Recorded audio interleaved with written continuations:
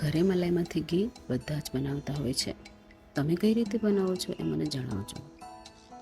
અહીંયા ભાઈ 15 દિવસની મલાઈ ફ્રીઝરમાં સ્ટોર કરીને રાખી હતી, તે લીધી છે.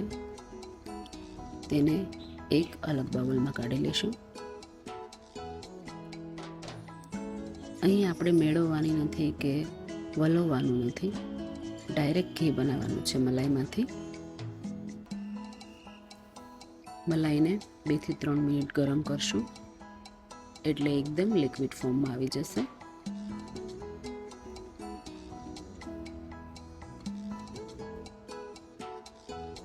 જો બની ગઈ ને એકદમ લિક્વિડ. હવે તેમાં લીંબુનો રસ એડ કરશું. આ મેં 2 લીંબુનો રસ લીધો છે, તો થોડો થોડો કરીને એમાં નાખશું એટલે આ મલાઈની લિક્વિડ થયું છે તે ફાટવા લાગશે.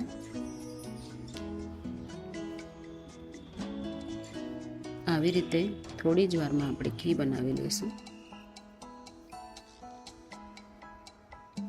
હવે 2 થી 3 મિનિટ એને ઉકળવા દઈશું એટલે મલાઈમાંથી પનીર જુદું પડી જશે અને ઘી પણ જુદું પડી જશે.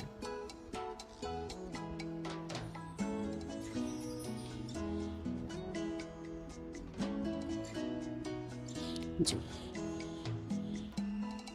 હવે ઘી વાળું લિક્વિડ અને પનીર જુદું પડી ગયું છે, તો તેને ગાળી લેશું એટલે પનીર બધું અલગ નીકળી જાય.